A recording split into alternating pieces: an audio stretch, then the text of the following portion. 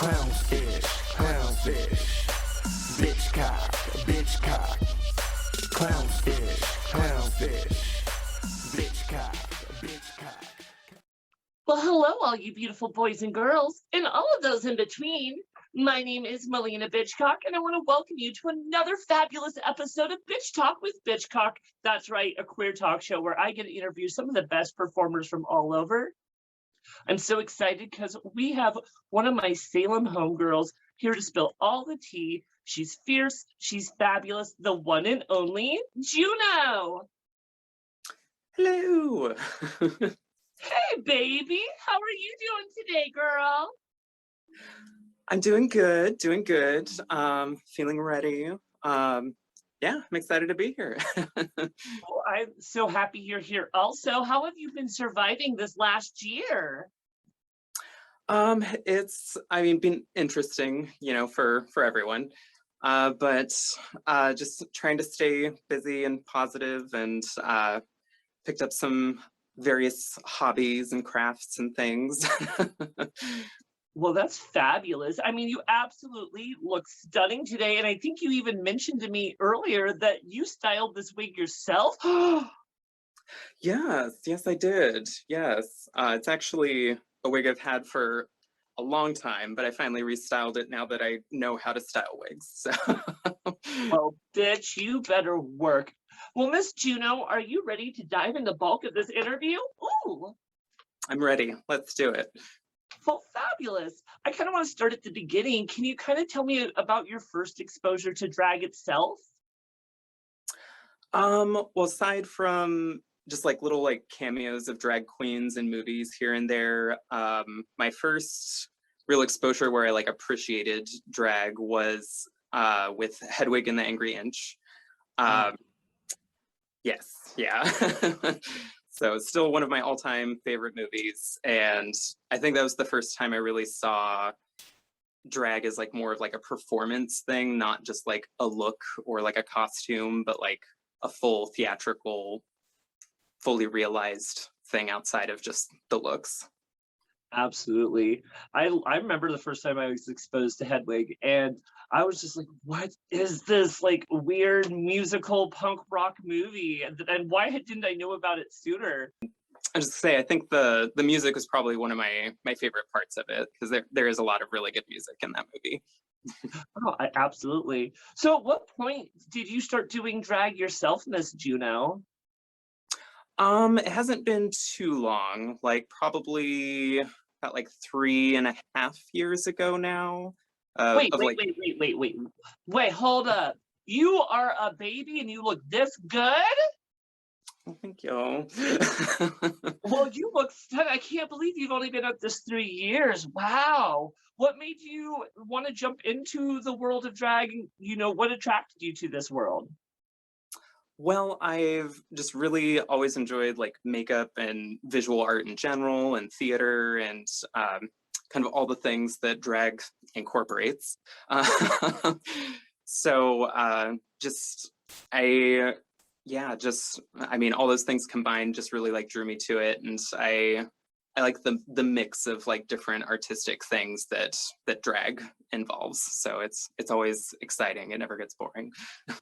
I mean, the moment drag gets boring, I mean, that scares me. So tell me, you have such a great name. Where did your name Juno come from? Well, my husband actually coined the name. Ooh. So I was born and raised in Alaska, not in Juneau, but Juneau's the capital of Alaska. So that was kind of one tie-in with it. But also, when I was growing up, my mom would tell like a lot of mythology stories as opposed to like the typical like, bedtime stories. It was a lot of like Greek and Roman mythology kind of stories. And so Juno from Roman mythology is kind of an ode to that as well. I love it. As you know, all of us drag queens have our kind of own drag characters. What was the process of you finding your own drag character? I feel like it was a lot of trial and error. Yeah.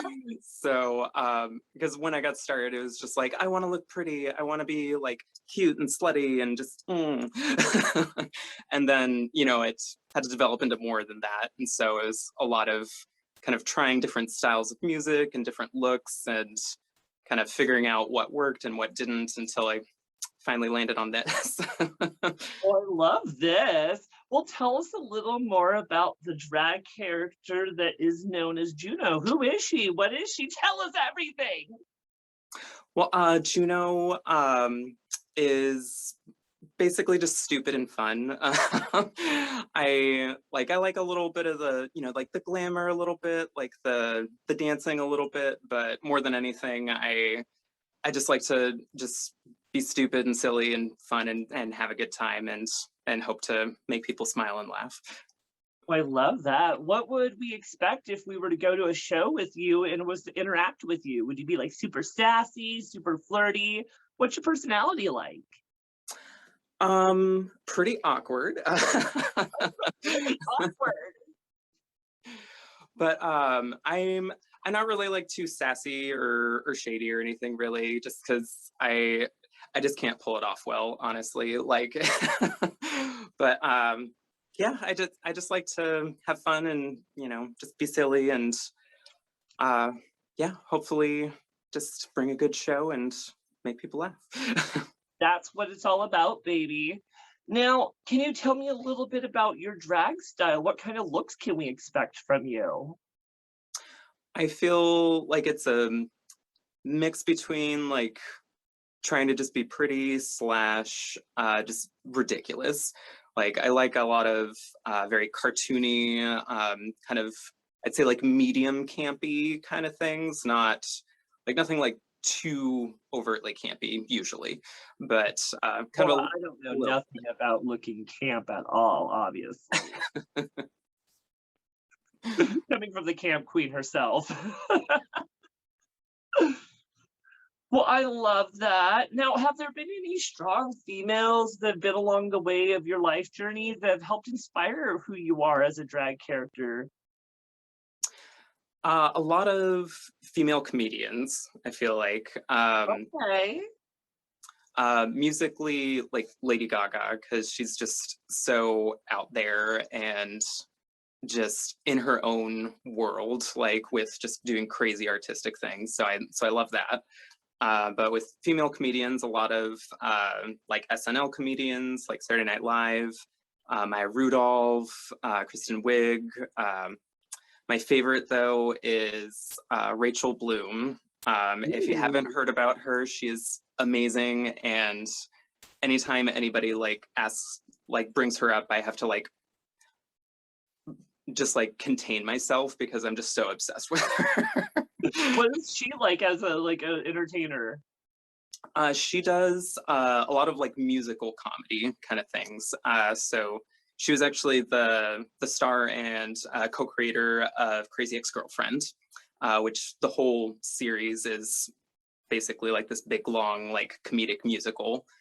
But she does a lot of like incorporating music, but also like very like cringe comedy where it's kind of pushing the boundaries a little bit. Okay, love that as long as it's done respectfully, of course. I love that. Now we've mentioned that, as a queen, we have some fabulous looks. Do you create any of your own looks? I definitely try to. Try to emphasize on try. I feel like I would like to do like as far as like creating outfits, like because I know how to sew and I have sewn some outfits, Okay, but nice. it's just finding the time to do it, I feel like is the really difficult part. I think that is the true battle, especially for those who are working a 9 to 5 and kind of do drag as a secondary kind of entertainment. I think we don't always have that time to rhinestone our outfits and sit there in hours and sew an outfit in a pattern. So I get it, baby. Yeah, it definitely takes a lot of time. The last outfit I made, I literally stayed up through the entire night until I had to work in the morning, like working on it. Oh my gosh, how much time does it usually take you to whip out like a standard costume? Well, standard costume, um, not terribly long, but like I could spend some downtime like during a week and probably get it done like while I'm not working. But Mhm. So what would you say would be maybe a signature Juno look? I feel like I like bright colors, geometrically shaped hair, if that makes sense. Like a lot of cartoony shapes and things. It just really bright and fun and silly. Oh, who doesn't love that? And you said you've been doing drag about 4 years. I mean, obviously your drag has definitely evolved through the years, I'm guessing. Yeah, I remember I was talking with Lilac recently and talking about like kind of where we've come from, kind of where we started with makeup and drag, and it's like, do you ever like think about like how did it take me so long to get ready and I still looked like so bad? Girl, I feel you on that so much. Back in the days, I'd be like, it would take me 5 hours to do my face, and I'd always look busted. And these days, it takes me a lot less time. I still usually give me myself that 5 hours, but then I'm like done within like two or three. And now I look stunning, at least in my own brain. And I get you. I don't know what sometimes takes us so long to do our faces. Well, I'm kind of at the same point now too, where I can usually get it done in like two or three, and that's even like kind of taking my time a little bit, but I still like to give myself that 5 hour window in case just something goes wrong.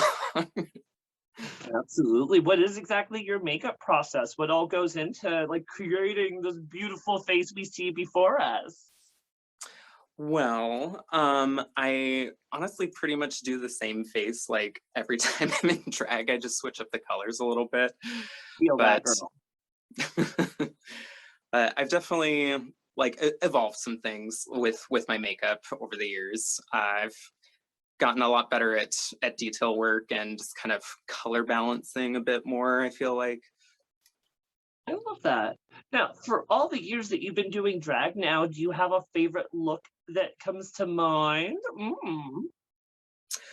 Well, that outfit that I mentioned that took all night into the morning to finish was for a Mars Attacks themed outfit, whereas the Queen Martian, that's probably my favorite look that I've ever done.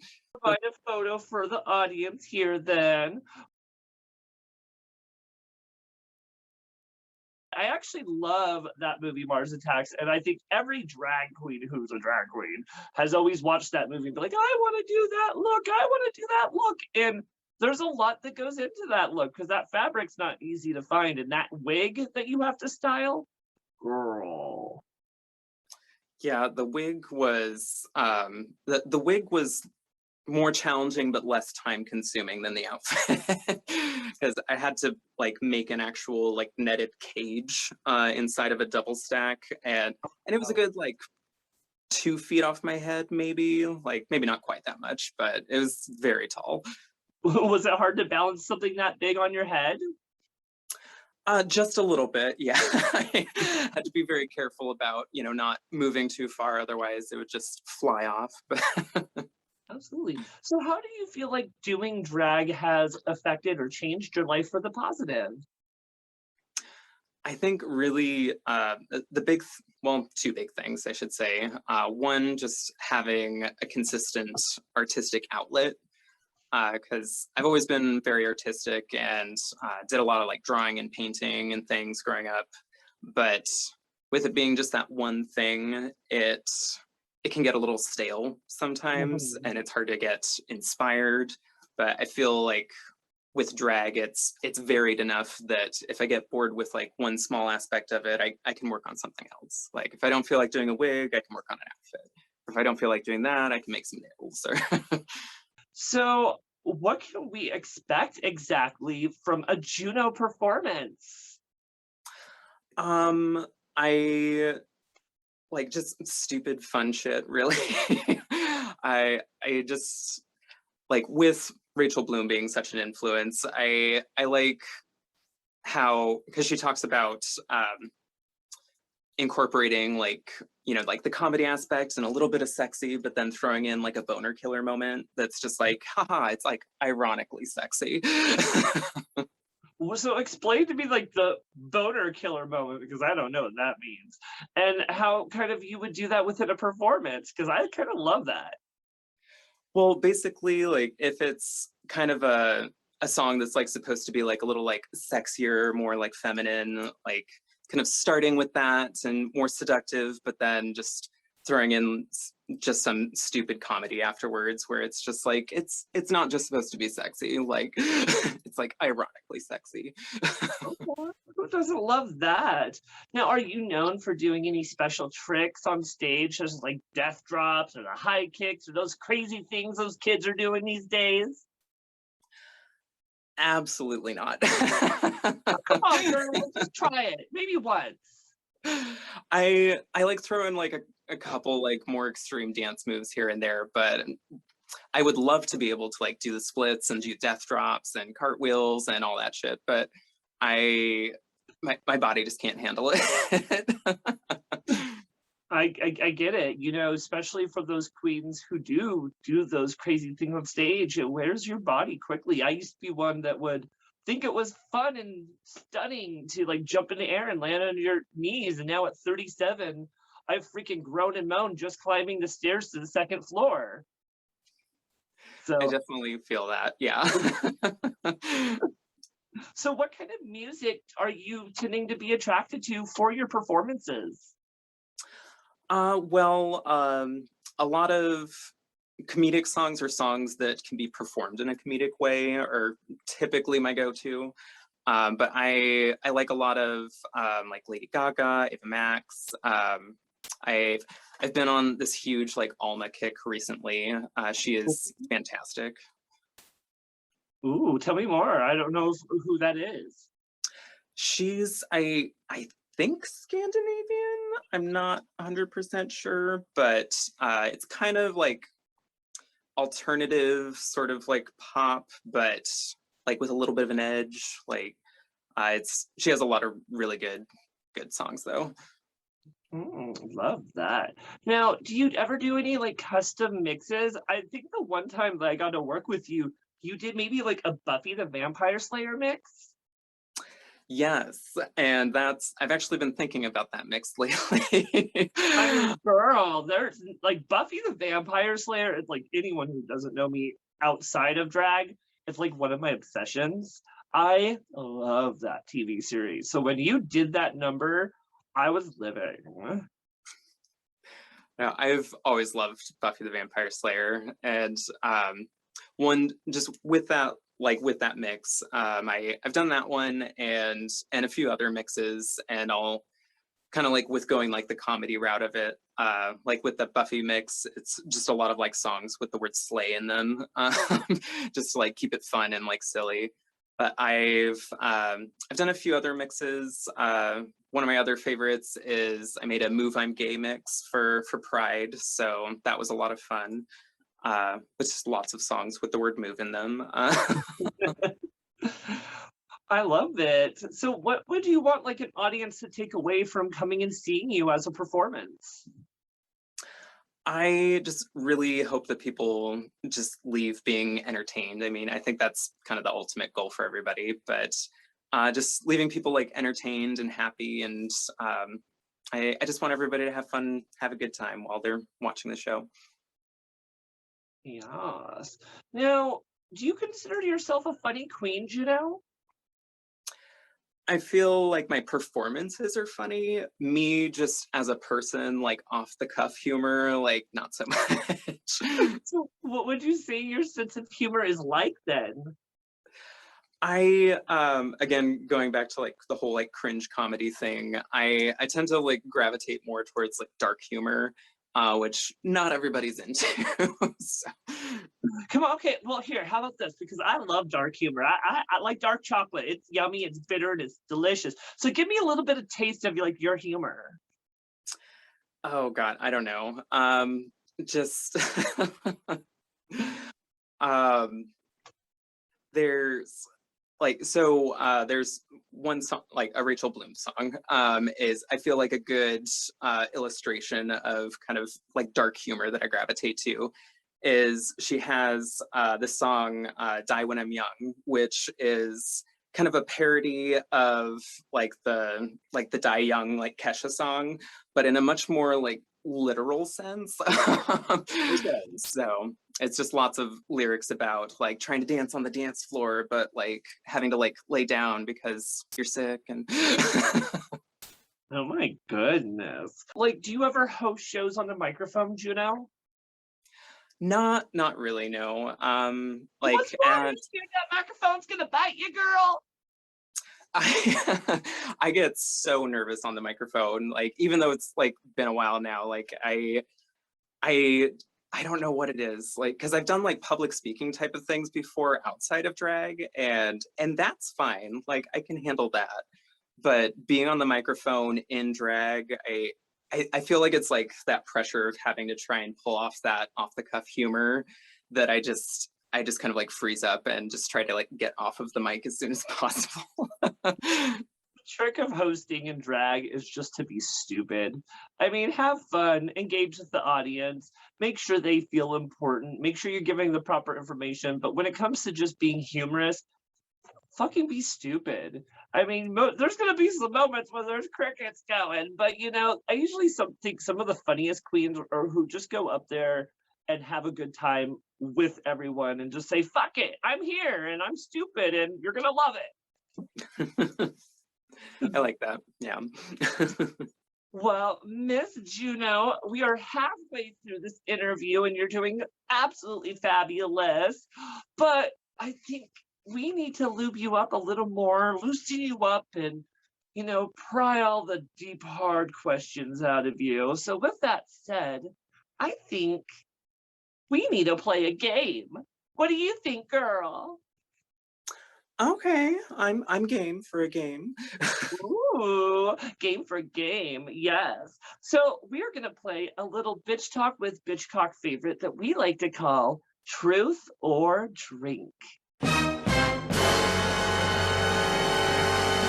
And how this is going to work is I'm going to ask you a series of shady questions, and you can either answer truthfully and spill all the tea about it, or take a shot of some fabulous alcohol that you have.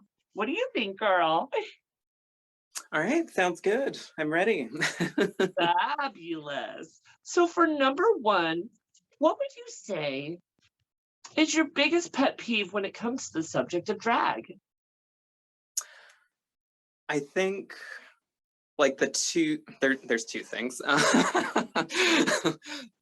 think the biggest one is not knowing your lyrics, or like a little bit of like fumble here and there is like one thing, like that's fine, that just happens. But like legitimately like not knowing the lyrics like at all is probably like the biggest one. I think the other thing is just like when the performance doesn't match the song at all, where like if it's kind of like a more mellow, like intimate song and there's like crazy like kicks and cartwheels happening, like that kind of thing bothers me. I get it. I mean, you have to kind of know the energy that you're trying to present and give to the audience. And if you're out there doing high kicks on a song that's singing about like broken hearts, it doesn't always match up, right? Well, I love it. You answered honestly for number one. For number two, tell us about your most embarrassing moment in drag. I know exactly what this story is going to be. Tell us, There's girl. We love juicy, embarrassing stories. So last summer, so I was part of a drive-in drag show in the parking lot behind the Speakeasy, because this was back when things were like pretty much like shut down still, like bars were just barely starting to like open up again. And so we did this outdoor show. It was two shows back to back.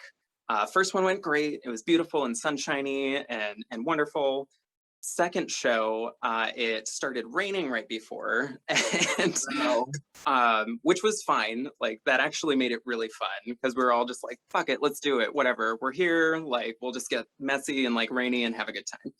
So I go to do my first number, and performing and doing my thing, and I start skipping, and it's wet concrete everywhere, and I fell like really, really hard. Like, not just like a little stumble, but like I like full on like spy rolled across the pavement. Oh my God, girl, did you hurt yourself? A little bit. I think that was like in the moment, like the most embarrassing part is because like I got up and like tried to continue with the performance. My wig miraculously stayed on, but like my elbow and like my hand were kind of bloodied up a little bit. Oh, girl, I mean, it takes a real queen to keep going after something like that, because that can hit a lot of queens, hurting yourself or falling. I mean, it sucks, but the show must go on. So I do applaud you for going on with the performance, but fuck, girl, what semen? Didn't Kimberly Michelle Westwood teach us anything with that viral video of her slipping in her yard? Well, she was at that same show and she didn't fall down. Well, answered honestly for number 2. For number 3, if Juno was to have a kryptonite, what would you say it would be? This has nothing to do with drag, but pasta. Like, I love pasta. Ooh, I love me some pasta also. Like, do you like spaghetti? Do you like lasagna? What's your like kryptonite, girl? Well, pretty much any pasta really, but I really love mac and cheese. Like, that's my, like, any kind of like mac and cheese, just so good. Oh my God, I am a lover of like a bacon jalapeno mac and cheese, but it has to be like homemade because that box shit's not always, good. Right. Well, perfect. Let's see if we can get you to take a shot with the last 2 questions. For number 4, what's the craziest thing you've ever done in drag? I really haven't done too many crazy things in drag. I like humped a book on stage one time. That's more just like silly, not crazy though. So Just showing a little appreciation to the education system. I get it. right, exactly. Yeah. Okay, you don't ever do anything like too scary or freaky on stage then? No, like nothing too crazy. The falling down on the pavement was probably the most scary, crazy thing that I ever did. Well, okay, Miss Thing.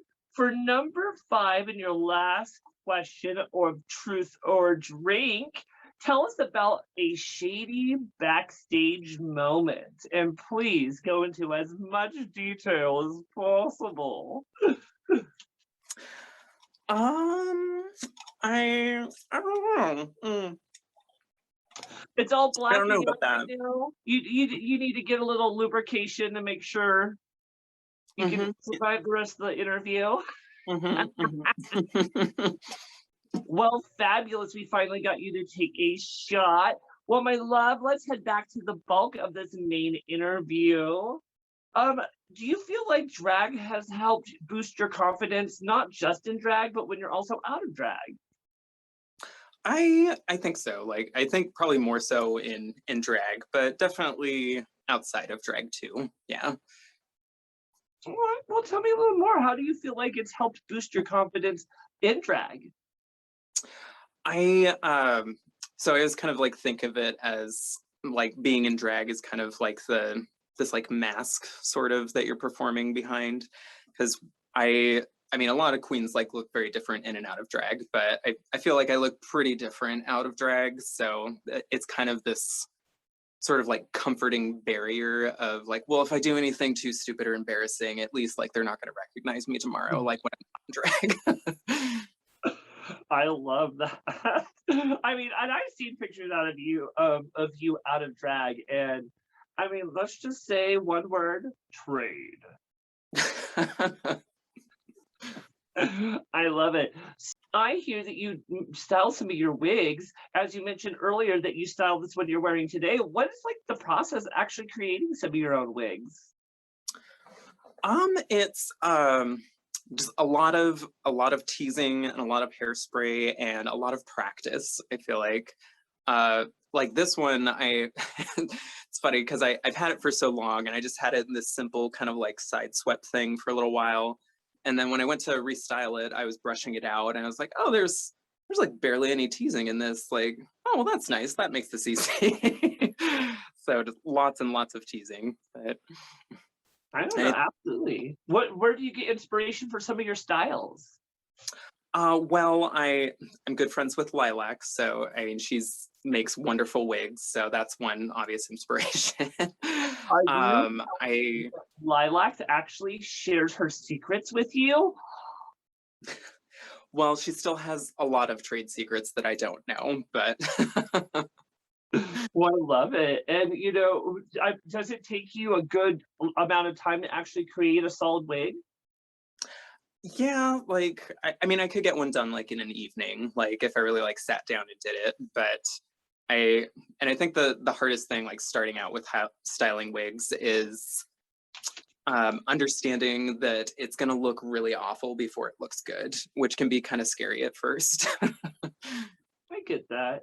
Now, you mentioned earlier that you like more of like the geometric shaped wigs. What all do you mean with that? Because I've seen you in some like really crazy looking wigs, like ponytails, and one that was like a sculpted updo. Like I definitely like more like sculpted looking wigs like that. The like the pigtail one, it's like the giant just kind of like pom pom like pigtail hair. Um, there's another one I call my marshmallow wig because it's just this big like ball of like white hair that's just kind of looks like a cloud. So, do you feel like there is a major personality change between, you know, you as everyday life and Juno? Not really. I think if anything, I'm just more open and like just less quiet in drag. That's really like the big difference. But it like in and out of drag, like once I do get talking and like hang out with people, it's pretty much the same personality either way. I mean, I think drag can definitely boost our personality. Like me out of drag, I'm kind of more quiet. I tend to want to hide in a corner, not always be the most social. But then you put me in drag and put me in the same situation, and I will literally be the social butterfly of the room and like flirting with the boys. And I feel like drag has definitely helped me deal with social situations. Yeah, I definitely feel that too. Like uh and you know being a little more like flirtatious in drag is definitely easier because then again, you know, if I don't yeah, if I make an ass out of myself, like they're not going to recognize me tomorrow, so it's fine. Absolutely. Now, I heard this last summer you did a event at Pride in almost 100-degree weather. What was that like for you this year? Well, it was 106-degree weather and it was Oh, awful. The heat was awful, I should say. The actual experience and the shows that I did were very fun, and even with like the heat and just costumes drenched in sweat afterward, like I would still probably do it again because it was a lot of fun. I love that. Now, what is the drag scene like out in Salem? I feel like a little quieter than Portland, obviously, but I feel like we have a lot of really good, talented queens in Salem, and it's just too bad that we don't really get like as much exposure, like because you know there's not like a huge drag scene in Salem. But all my drag sisters and my drag mom, like they're all wonderful and super talented. Love that. Now, do you primarily perform in Salem, or do you usually go out to Portland or anything? Primarily in Salem. I do the Friday Night Bang show at Speakeasy every first and third Friday. And then like that's really kind of like my main thing that I'm doing most of the time. Every once in a while I'll get out of Salem and do like, you know, a show or two up in Portland, or been to, you know, Grants Pass, or, you know, Medford, and like other places here and there. But Yeah. And I know you have a drag family out there. Tell me a little bit about them. well, my drag mother is Riri Caliente, and I definitely owe a lot to her as far as helping me develop as a queen and giving me an opportunity to, you know, develop my whole drag queen persona. She's just awesome. I'm sisters with Lilac and Vijay, and they're both super wonderful. I honestly don't know what I would have done like through the whole quarantine year craziness if they weren't around. So very thankful for them. They're wonderful. And then and Misha and Priscilla, they're both super talented, and I love that we all kind of have our own like different styles, like because not we don't all just kind of like do the same thing. We all kind of have like our different strengths and kind of different, you know, performance styles that we excel at. So How do you feel like having a drag family has helped you as a performer? just having, I mean, just kind of the camaraderie of it, you know, sharing, like just having a support system, I mean, is a big thing. But also, you know, just kind of like sharing tips and advice and encouragement, it's all really good. I love that. Now, does your guys' relationship kind of exist beyond drag, or is it just like, do this, do that, or do you have a kind of relationship outside of drag also? We do have like relationships outside of drag. I think like Lilac and Vijay I'm probably closest to. We hang out pretty often, but like Riri and Misha and Priscilla, like we'll still get together like every once in a while and hang out too. So Oh my goodness, thing. So, why would you say drag is important to you as an entertainer? I just really love just all the different aspects that it brings together, because I love theater. I love visual art. I love makeup. I I love costuming. Like it just kind of like checks all the boxes. So, I hear that you also create some of your own custom jewelry with like laser printing. Tell me something about that a bit. Yeah, so with quarantine and staying home a lot, you know, over the last year or so, one of the hobbies I picked up was I got a 3D printer to start making jewelry. So that's been a lot of fun. These are actually ones that I made. They're little doppelgangers of Juno. Oh my god, it's your face. I love that. Is it really complicated to like make your own jewelry like that then? A little bit. It's more complicated than I anticipated it being. There's definitely, I feel like with the whole 3D printing thing, it was really easy to like get started and just make something like with it. And then after that, it's like, well, now I want to like design my own things. And that's where like the learning curve gets pretty steep, because I have to pretty much like draw something up and then put it through like 3 or 4 different programs before it's actually ready for the printer. I was gonna say, is even as easy of just like making a design and then throwing it through the system, or does it take a longer process than that? It's definitely a longer process than that, because I'll start with first just like drawing something up like on an iPad, and then once I do that, then I put it into another program to turn it into a vector file, and then I'll separate out the different colors in it and kind of clean up the lines. And then after that, it goes into another program to make it 3-dimensional. And then after that, it goes into another program to actually tell the printer what to do with it. Oh my gosh, it sounds so complicated, but I mean, the final process is so amazing. I mean, I've seen some of your earrings that you've done. I mean, are they pretty lightweight? Most of them are. Like that's the other thing that kind of drew me to it, is because I'd had some just kind of like cheap like acrylic jewelry like that I gotten before, and it was always like really lightweight but like still like big and like flashy. And I was like, I want to be able to like make my own just like fun, silly, like whatever custom shit like this. So they're pretty lightweight, but I have a couple pieces I've done. They're a bit heavier.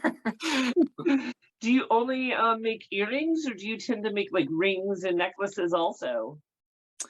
I'm still kind of scratching the surface of it, I feel like. So right now it's mainly just earrings, but I think necklaces are probably going to be the next thing, and rings are, because like these are just kind of like slabs. They're not super three-dimensional. Like rings are going to be a little more complicated, but that'll be the next thing after that. Now, are you making these just for yourself, or are you actually commissioning to make these for other people also? Well, I've mostly made them for myself. I have made a couple pieces for others. I made some earrings for Lilac that are like little red wigs that say "Locks by" with like arrows pointing at her face. So those are cute. My favorite that I've been working on recently, I actually just finished like printing them this morning, actually. But Ooh. so my friend, Sister Frida Copulate, as her name would suggest, said that she wanted some earrings of people copulating. So I made these earrings for her that are literally just like dudes fucking. and they're like animated, so like as you move, like they actually like gyrate and like interlock. Oh my God. That So sounds amazing, Juno. Wow. I mean, and I definitely think you should create a business out of this. I mean, you definitely are good at it by what I've seen, but especially with what you're wearing and by what you're describing. I mean, shit, I've not seen any fucking earrings. I mean, literal fucking earrings out on the market. I think that would be amazing. I'm definitely like doing more and more with it, and want to keep pursuing it and start doing more commissions and things. Oh yeah. So what would you ultimately like to do with your drag character and your drag career? I think like I feel like I finally like kind of found my drag personality and style a bit. So I think really just kind of like elevating that more. Just doing more of my own wigs, like really doing a lot more of my own outfits. Like that's something that I really want to do, because when I have done it, I've been really happy with it and just want to hone those skills a little bit more. As far as just like performances and things, I think getting out of Salem a little bit more would be nice, just for just kind of the variety and experiencing different audiences and things. Any aspirations for like reality shows or touring or anything like that? Probably not. The like the fantasy idea of being on a reality show like kind of sounds fun, but also like being on camera and having to be like on all the time, like that's, I mean, I would probably like break down within a day. Like I wouldn't be able to handle it. Yeah, the reality show idea, it always seems pretty and fun because of what comes after, but like being in front of cameras and having to be on 24/7, that would probably freak me out also. Tell us something that we should know about Juno that maybe the average public doesn't know. That I exist. But seriously, I actually got started technically as a bearded queen. Oh, I didn't know that, Miss Thing. A bearded queen? Like, what made you not want to continue doing that? Well, it was a very briefly lived thing. But at first because I'd kind of like dabbled in drag with like Halloween and like some events and things, and I did drag a few times as a bearded queen because I had a very dense and like thick beard at the time and didn't want to shave that off if it was just for like a one-time kind of thing. So I went to one of JJ's red dress shows and was in drag as a bearded queen, and someone approached me and was like, hey, I have a show, like, it's a once a month thing, like, you want to come to this show? I was like, yeah, sure. And me being naive, didn't realize that it was because I was a bearded queen that they booked me. So I was all excited and I like shaved off the whole beard and, tried to make myself all like glamorous and pretty and womanly. And then I showed up and they're like, oh, so I mean, you look great, but this isn't what I was expecting, but that's fine. So.